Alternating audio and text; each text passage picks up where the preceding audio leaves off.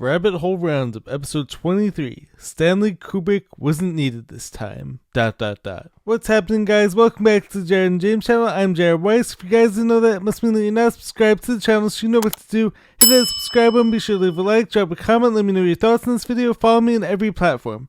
So for today's video, we're obviously going to be talking about the recent moon landing, quote unquote. And of course, as always, I have plenty of thought-provoking ideas on the subject, and I have many other topics to cover in this week's episode as well of the Rabbit Hole Roundup. So without further ado, let's get right into it. What's that famous line from the song Californication by the Red Hot Chili Peppers? Space may be the final frontier, but it's made in the Hollywood basement? Well, this week, we witnessed it once again, only Stanley Kubrick wasn't needed this time because he's, not here anymore. So for anyone who looked into this whole new moon landing that we had this past week, why is it that on every article that I looked at with regards to the subject, all I could find were artist images, a simulation video, which if any of you even go to the corner of the video, it says simulation right there, and every image in every video that we're actually being shown is clearly CGI, and then a few days later we're being told that in spite of all the clapping that we saw and all the cheering from this new moon lander that made it to the moon, quote unquote, we're being told that this moonlander fell on its side, and that was the reason for the odd reaction and lack of communication given back to the people at NASA Space Agency, aka NASA, aka the Serpent Agency, the Agency of Deception, whatever you want to call it. And if these people really wanted to convince us that they went to the moon and that it was even possible to go to the moon, because I actually don't even believe it's possible to, I believe that what we see as the moon is very far from what we're actually told it is. I definitely believe that God put these lights in the sky as this way of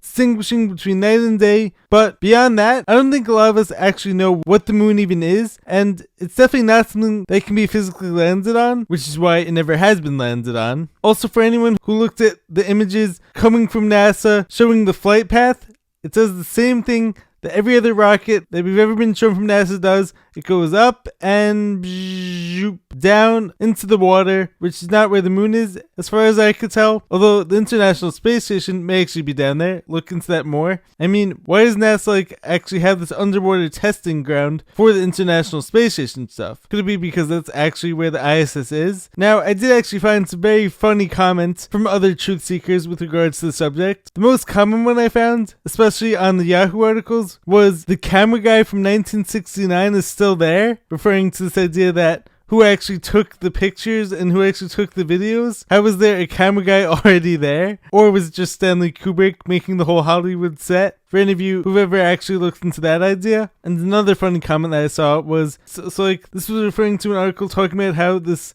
lunar lander landed on its side and how, in spite of this, the mission was a complete success. And we shall be happy with it. We shall be happy with where our $25 billion that went to NASA this past year went to. So the comment reads, "Yet we landed 12 men safely on the moon and returned them safely to Earth between 1969 and 1972.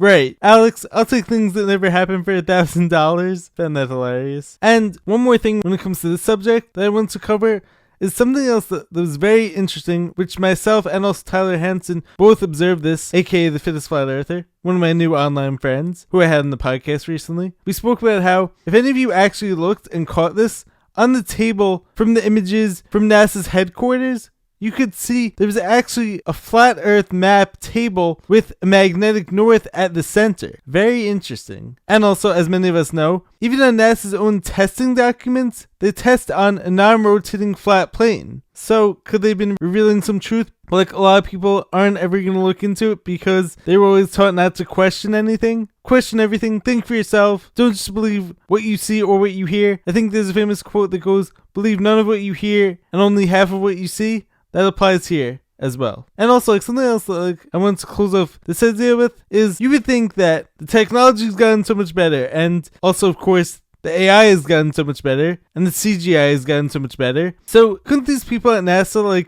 come up with something better than the simulation that they're showing us? I mean, we see Hollywood productions and movies that look way more realistic compared to this computer-generated simulation. But, of course, as we always hear, NASA's budget is too small for this, and so whatever they show us with this laundered money is the best they could do on their limited budget of $25 billion. The next topic I wanted to talk about was I saw an article the other day that came up that was comparing this idea of bariatric surgery versus lifestyle changes. And the article was trying to convince you that the surgery has better outcomes for its patients. Now, of course, as many of us know, the Rockefeller Petroleum Medical Industrial Complex, the whole medication industry, they're always going to try to sell you their most expensive treatments, which are going to be surgery, pills, cutting, poisoning, or killing bacteria, and whatever else they try to tell you is causing the disease or this dis-ease. So now, they're saying that surgery is better long term, and well, if you don't empower people, if you keep them lazy, if you keep them always entertained, if you convince them that they can't heal themselves because their bodies are messed up, and that it's up to us and the magic of science and medication, we're going to heal you, or at the very least, we're going to treat you, even though you're never going to fully get better and you're going to experience all these side effects. And I'm not here to criticize anyone who chooses surgery in any case. You do you. I'm all for live and let live as long as you're not harming others. But if you present people with this magic pill or this shortcut where you tell them that, like, their genetics are always going to stop them, why would they actually believe otherwise? Or if on the other hand, you tell them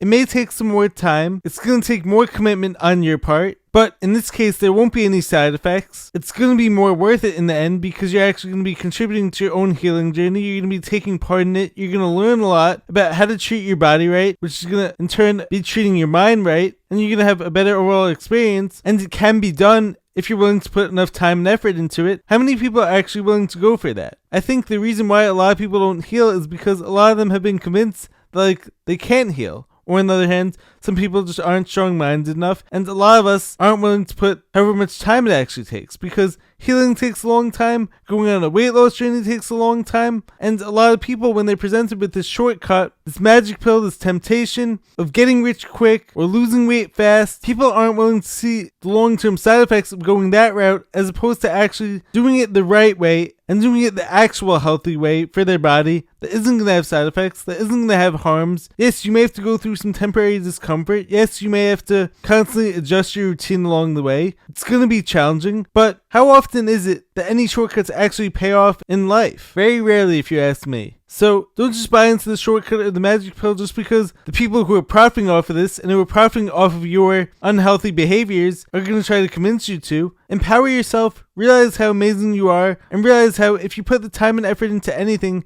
you could accomplish any form of healing. You can accomplish far beyond what you've been sold. And this leads me into my next topic, which is I saw a very interesting post from one of my favorite Instagram accounts the other day, electric_being, which said something interesting to think about. Every statue of those from the past civilizations were just shredded and giant. Are we being fed things that are holding us down mentally and physically on purpose? Were our bodies created to naturally be in perfect shape with perfect muscle, and the system we are in aims to destroy this on purpose? I 100% believe so. I believe so too, of course. I agree. I find this very interesting how, when you look at all these past statues, they have to be going based on something. So is it possible that people in our true history and people in our past civilizations were actually these massive shredded beasts who were super strong, who ate right, who treated their bodies right, who treated their minds right? And on the flip side of things, have we just been sold this idea that we're not powerful and that we need all this medication at birth and throughout our lives? And for any of us who watching these commercials, they're all about convincing us how weak we are and how we need this or we need that. It's the same thing as I was just saying when it comes to this idea of taking the shortcut and taking surgery or taking the magic pills that are out there that every doctor is going to try to tell you, as opposed to realizing how powerful you are, how strong you're actually meant to be, and how if you put in the time and effort, if you go to the gym, if you work out your muscles, if you eat the right foods, if you get out in nature, if you cultivate the powers of your mind, you can actually be unstoppable, as opposed to this limited, genetically inferior person who's just gonna die and crumble at the sight of any challenges and of any possible failures. You are actually so powerful beyond belief. You've just been hidden from this and you've been shown all this limitation, when in reality, if you cultivate all the right things in your life, your potential is limitless. And no, you don't need the government to save you. And no, you don't need all these medications shoved down your throat. You don't need big government and big pharma to save you. It's up to you to save yourself. realize how powerful you are and start saving yourself, and then inspire others in the process by showing them what's possible. Next up, the next topic I want to get into is, as many of us know, Lord Rothschild died this past week, a very evil man, who in reality probably doesn't have like a ton of power because, as Sam Tripoli often says, if you know their names, chances are they're not actually running anything. But having said that, on Sam Tripoli's podcast the other day, I heard a very interesting theory, which is there was actually this picture that was going around on social media the other day, which of course the fact checkers already debunked. So therefore, I'm going to tell you guys, there is no truth in what I'm about to say. This is just for comedic purposes only. But the Royal Guard was walking down this very famous pathway on horses, which only happens when someone in power dies. So initially, everyone thought that something happened to King Charles or Prince Andrew, or Prince Charles or King Andrew. I'm very uneducated when it comes to the whole royal family. But this actually makes you wonder, who's really in power? Is it all these royal bloodlines and quote-unquote elite families? Or is it the people who they try to tell us are in power, the people who we vote for? I think there's definitely always going to be people above them who are pulling the strings. And taking that point one step further, something else that was also very interesting was, so according to the fact checkers, that picture was actually taken a few days prior to Lord Rothschild's death. But something that was interesting, the guest who was on Sam Tripoli's show was saying that the pharaohs in Egypt actually used to plan out their deaths as a way of showing sovereignty over their lives and as a way of actually giving themselves more power. So could Lord Rothschild have been planning out his death? Makes you wonder. Once again, for comedic purposes only, no truth in that statement. Moving right along, the next topic I want to address is, I think TikTok may actually be compromised now. I think that for a while, TikTok was actually the arbiter of truth, and all the truth seekers like myself were all getting funneled in there. And of course, TikTok is still spreading a lot more truth and a lot more awareness on these topics as opposed to just about any other platform. But having said that, could it be our government is stepping in there and trying to remove some of this stuff? I don't know, but like the past few weeks, I've actually had 4 or 5 posts taken down from TikTok. A few of them I actually appealed and won by appeal, but something's definitely going on there because early on I was able to say whatever I wanted there, and now I have posts that get taken down there. They're actually still left up on every other platform, which doesn't make sense.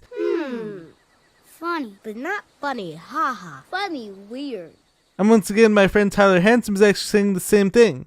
I think that maybe what's going on is maybe TikTok funneled everyone there, funneled all the truth seekers there, similar to how it was on YouTube for a while, because back in like 2017 and before then, YouTube was basically the place to go for all the truthers, for all the truth seekers. But then, once everyone was on there, then unfortunately, they started removing some of this content. Which I hope that the people on YouTube do not remove my content. Remember, I'm a good guy. I work hard. I'm all for truth, love, positivity, and peace. I come in peace. But as I always say, I'd rather be the guy who got taken down for speaking truth and for speaking on what I believed in as opposed to the one who was too afraid to do so. But anyways, I'm very curious about what's actually going on TikTok right now. Because I think TikTok might slowly be turning into another branch of the government, which is why now Joe Biden is on there and the White House is on there. Even though for the past few years, they tried to tell us that TikTok was a threat to our democracy. Which, how many times did we hear that? And how many times is that actually true? 0. And now, the last topic for this video that I wanted to talk about is, I recently updated my iPhone for the first time in the past few years. And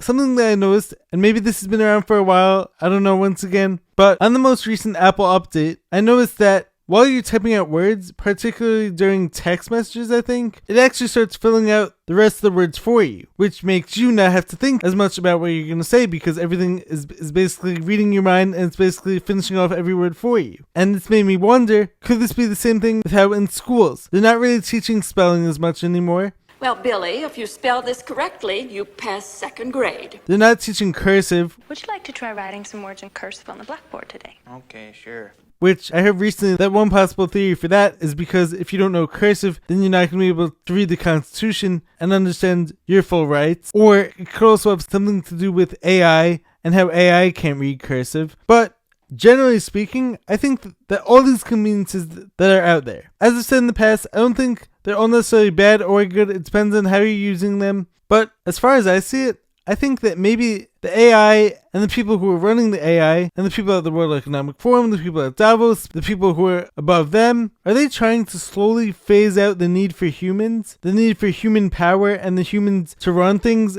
And are they slowly pushing us towards the AI running everything? Now, as I said in the past, I don't think the AI is all bad. I think that there definitely are a lot of positive aspects that could possibly come from it. But we don't want to become so lazy and so pampered by all these conveniences that we end up allowing robots to take over our world, that we stop working for ourselves, because then what's going to happen is they're going to try to convince you that you're no longer needed here. Or for those of you who are still here, you guys are going to eat bugs, you guys are going to do as we say because you've no power anymore. So be very wary of any of these conveniences. Make sure to always be learning. Make sure to stay strong. Don't forget how to do. Don't forget how to think for yourselves. Don't forget how to work hard. And don't forget to do things for yourselves. Don't let these people slowly phase us out. Humanity is needed right now more than ever. Don't let them turn you into an NPC. Anyways, guys, love you guys. Make sure to subscribe to the channel. Be sure to drop a like, leave a comment. Let me know your thoughts on this Rabbit Hole Roundup. And as has been my classic sign-off recently, we are on a flat, non-rotating plane. And I know how much me saying that upsets some of you guys. Challenge your beliefs. Challenge your thoughts. Think for yourselves. Question everything. And I will catch you guys in the next video. Peace.